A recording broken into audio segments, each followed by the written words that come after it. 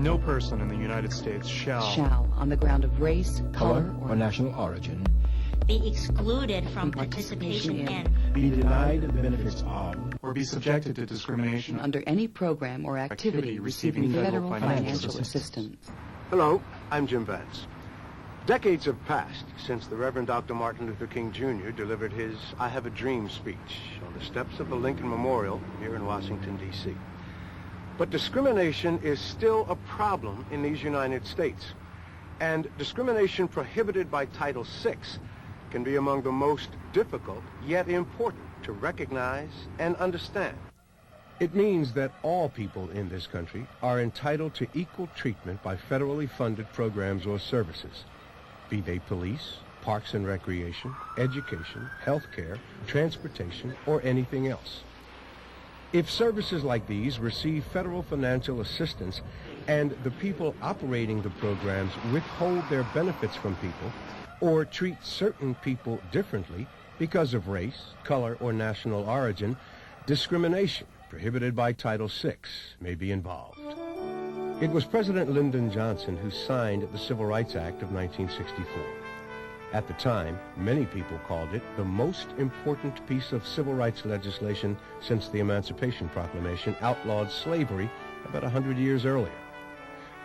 The Civil Rights Act of 1964 aimed to end discrimination based on race, color, or national origin. Title VI of the Civil Rights Act specifically focuses on programs and activities that receive federal financial assistance, often in the form of grants. The money can go from the federal government to state governments or departments to local governments or departments. It can also go from the federal government directly to state governments or departments, or from the federal government directly to local governments. Sometimes federal aid goes to programs that are non-governmental entities, like corporations or non-profit groups, either directly from the federal government or through state or local governments. These non-governmental entities will then be covered by Title VI, as will the state or local government entities. Actually, the second one would be... It's not just money that qualifies as federal assistance. It can also be the provision of valuable services, training, commodities and land, and personal or real donated property. Some 30 federal agencies provide federal financial assistance. All the operations of a department that receives the aid must comply with Title VI, not just the branch using the assistance. For example, if a state's Department of Corrections uses money to improve one particular prison, the entire Department of Corrections must be in compliance with Title VI, not just the one prison. The goal of Title VI is voluntary compliance, and recipients must be given opportunities to voluntarily comply when violations are found. But if that cannot be achieved, federal financial assistance may be withdrawn. And the top priority is preventing discrimination in the first place. But to do that, you must understand the requirements of Title VI. First of all, Title VI covers race, color, and national origin discrimination. Other types of discrimination, like sex, age, and religious discrimination, are covered under different federal civil rights statutes or other parts of the Civil Rights Act of 1964. Title VI protects individuals, groups of people, and in some instances, entire communities. Violations can occur when services or opportunities are flat out denied, or when services are not equally provided. For example, it may be that the streets in a minority neighborhood are not maintained as well as those in the non-minority side of town. In this instance, if the local government agency overseeing street repairs receives federal financial assistance, it may be in violation of Title VI. Or it could be that people seeking or receiving services are treated differently without justification. For example, minorities applying for food stamps are asked to show extra forms of documentation and make a stronger case for themselves than non-minorities before being granted enrollment in a program. Sometimes what is not done violates Title VI. For example, if a program that receives federal funds is not adequately equipped to assist people who do not speak English, that may be national origin discrimination. We'll talk more about that later. While in some cases the discrimination is against an entire group of people, in other cases it targets an individual. Let's look at the case of Mr. Michael Burley. Mr. McSherry, look, I've got to go. I've been pushing you to all the local accounting firms, and I'm sure something will pan out. Hi. Who did you say you were? We spoke on the phone a couple of days ago. I'm Michael Burley, the civil engineer who just moved to town. Oh, yes, I remember you. Said you had a degree from Stanford. That's me. Graduated top of the class, 1979. Do you have any proof of that with you? Well, no. I could get you proof, though. My word is good, let me assure you. Mr. Burley, I don't doubt your credibility. It's just that I have to make sure that the resumes I submit to my clients are accurate. Now, may I see yours? Sure. Here you are. Looks like you moved around a lot. Well, it's a sacrifice I made in order to help my wife further her career. I've always held my jobs once I obtained them, though. It's still very hard to recommend a candidate who's never held one job for longer than, what do we have here? 4 years. There's a bright side to it.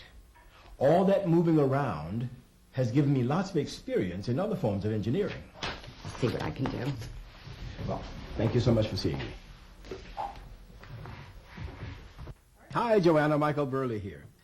It's been 3 weeks since we last talked. Back then, you said you hadn't found a position for which to submit my resume. Hold on, let me get your file. Nope, nothing yet. But I don't understand what the holdup is.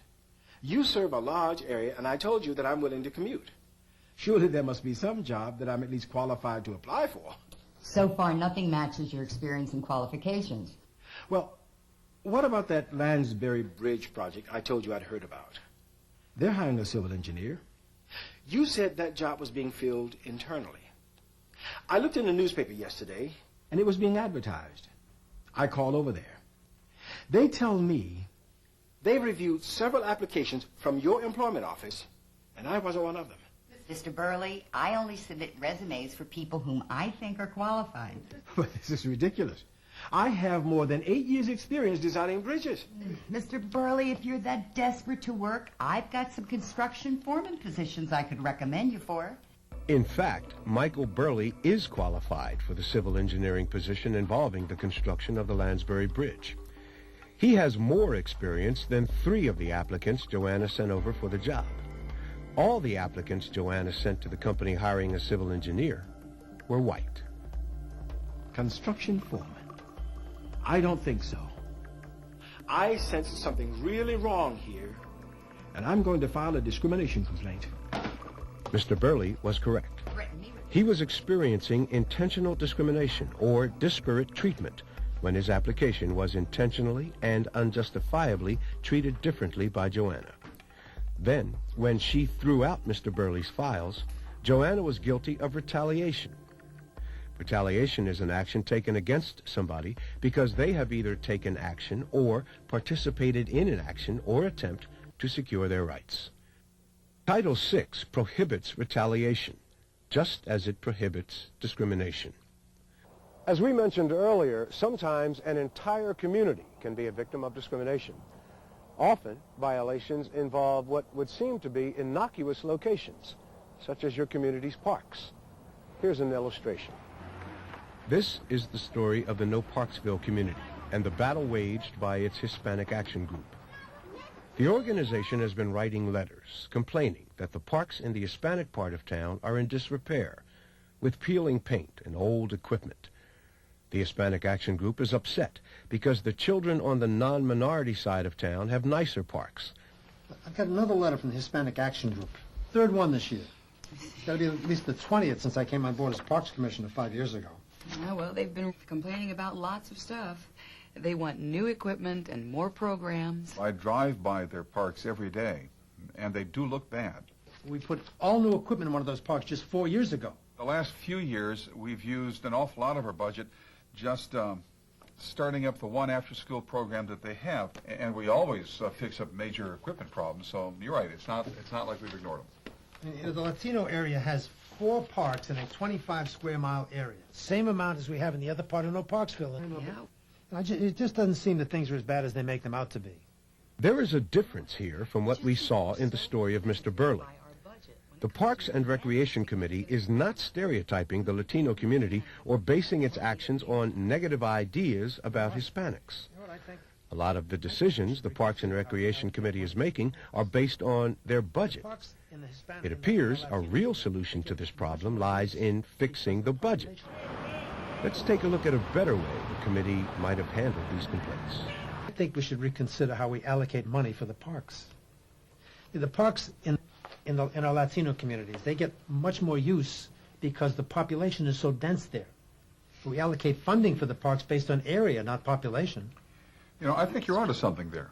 I think this is something that we have to address to the City Council ourselves. Now, when it comes to funding after-school activities, I don't think we can afford to fund 2 new sports leagues, but look, I think we can budget for 1. Oh, okay. One would help. You know what? I'm gonna call this Mr. Gomez who keeps writing these letters. You know, and talk to him, see if I can find out more about the specific needs of the community. The Parks Committee has touched on a very important concept in Title VI, disparate impact. In cases of disparate impact, discrimination is not the result of a direct or intentional action. Rather, it's the result of neutral policy that results in an unjustified adverse effect. In other words, the policy may appear harmless on the surface, and there may be no intent to discriminate, but it negatively affects the minority community, and there is no substantial justification for it. Take, for example, the situation in No Parksville. The assumption being made is that the same size area is equal to the same size population. Take a look at the houses in the affluent Sunnyvale side of town. They're big, with big yards.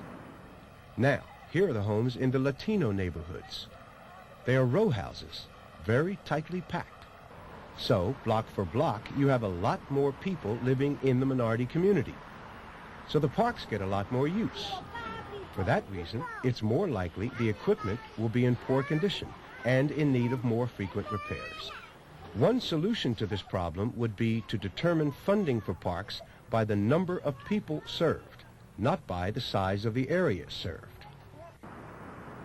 While the parks situation is one example, there are many other instances where neutral policies may result in discrimination in the provision of services in violation of Title VI. It could be that communities choose to build garbage dumps in the minority side of town, or buses don't run as frequently in a minority part of town. If there is no substantial reason for the action and federal assistance is involved, there may be a Title VI violation. Sometimes there may be a disparate impact from a policy, but it won't be clear whether that result was intentional or not, such as when a local Department of Transportation buys 20 buses and uses almost all of them in the non-minority side of town, placing the old ones in the minority side of town. This might violate Title VI as either intentional discrimination or because it results from a neutral policy that has an unjustified adverse effect. Another type of discrimination that's not always so easy to spot is national origin discrimination. This may include discrimination based on an individual's country of birth, ancestry, or accent.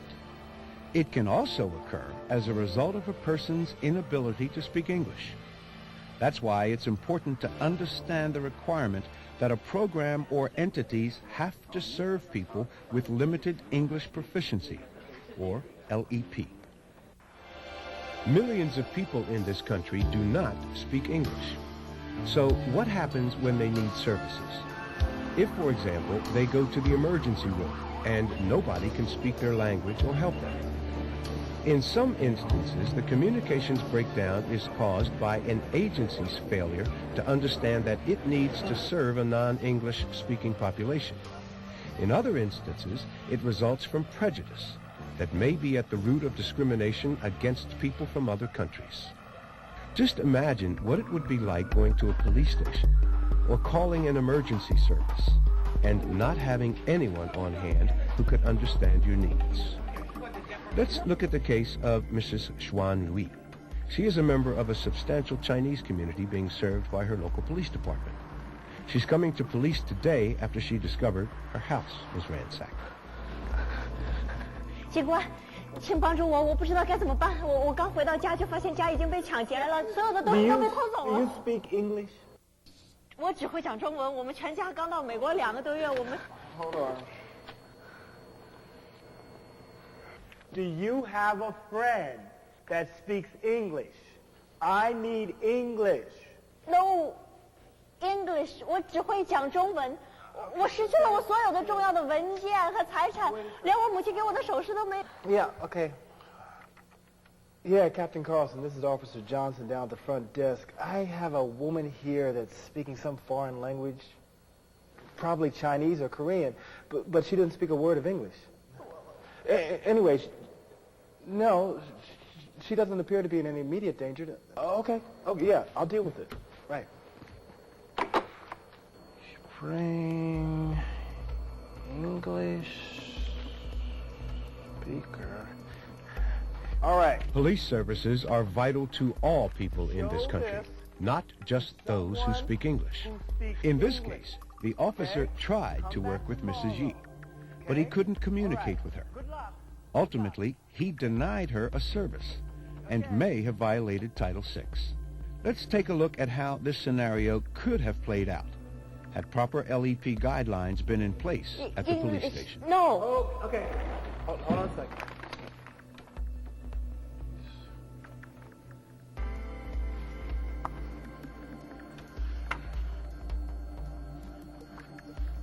Okay. Yeah, Captain Carlson, Officer Johnson down here. I have a woman that doesn't speak a word of English. She picked the Mandarin I Speak card. Is Officer Wang around to translate? He's not up there. Okay, no, I'll use the phone company's translation service. Yeah, our police department has a contract with them. Language line, how can I help you? Yeah, I have a woman here that I believe speaks Mandarin Chinese. I'm going to put her on the line. Just a moment, please. 好的，女士，我会向警官解释你的情况，他会帮助你的。让我和他通话。我需要警官的帮助，我的家被抢劫了，所有的东西都被抢光了，我的钱和我的首饰，我只离家了一会儿。和他通电话。Officer, this woman says her house has been robbed. Sounds pretty serious. Let's look at what went right this time. First, the officer was able to look at the police station's LEP guidelines, posted right at his place of work. Also, the officer was familiar with the community he serves. In this instance, the police department serves a large Chinese population, so it had hired a Chinese-speaking staff member. But when that staff member wasn't present, Officer Johnson knew he had a plan B. He could call his telephone company's translation service because he knew that the police department had a contract with them. And finally, the police station had vital documents translated into the woman's language. Okay, all right. The way agencies plan to handle people with limited English proficiency depends on 4 factors. 1, the number or proportion of people with limited English proficiency served in the service population. 2, the frequency with which the LEP individuals come in contact with the program. 3, the importance of the service provided by the program. And 4, the resources available to the participant. Each entity that receives federal financial assistance should apply this 4-factor analysis to its program and figure out what it needs to do to serve LEP individuals. Agencies will decide which of their important documents need to be translated. It is the role of the federal government to enforce Title VI. Applicants for federal funds should be prepared for a possible pre-award or post-award review to determine whether Title VI problems exist. But most importantly, any recipient of federal funds must act as its own watchdog, carefully monitoring for possible violations. So, what should you do if you think you were a victim of discrimination, like Mr. Burley? Mr. Burley could file a lawsuit in court against the recipient of funds that's accused of discriminating. Or he can file a complaint with the federal agency that provides funds to the entity accused of discriminating. He should write out his complaint explicitly and give the names of the parties involved and what entity discriminated, in this case, the Clark County Employment Office. If he's not sure which federal agency to file with, he can ask the recipient. Recipients are obligated to send people to the right place to file complaints. As a last resort, if a person still isn't sure where to file his complaint, it can be sent to the Department of Justice, which serves as a Title VI government-wide clearinghouse. Once the federal agency determines that the complaint falls within its jurisdiction, it will investigate the case or take other appropriate action. In the end, it could be that no evidence of discrimination is found, or if discrimination is found, the federal agency will decide if voluntary compliance is possible. Entities very often are willing to do the right thing, but may not know what that is, and when told, they do it right away.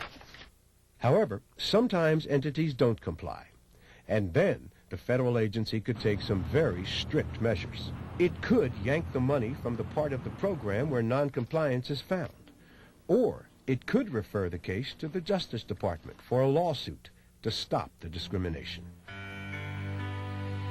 The Civil Rights Act of 1964 is now and will continue to be an important piece of the foundation upon which we are building a better America. Title VI is a critical part of that law. For more information, you can contact the Justice Department at the toll-free numbers you see on the screen. Remember, all people have the right to programs and services that will enrich their lives. Don't let their race, color, or national origin stand in the way.